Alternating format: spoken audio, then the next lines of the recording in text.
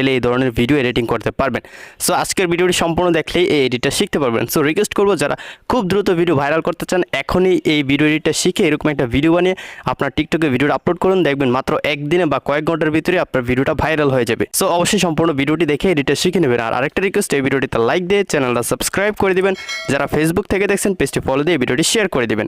So friends, কথা না বাড়ে আমাদের মোবাইল স্ক্রিনে চলে যাই। ফ্রেন্ডস, আজকে ভিডিওটা হয়তো একটু বড় হতে পারে, তবে আপনাদেরকে রিকোয়েস্ট করবো একদম শুরু থেকে শেষ পর্যন্ত না টেনে দেখবেন, তাহলে কিন্তু আপনারা সম্পূর্ণ এডিটটা শিখতে পারবেন।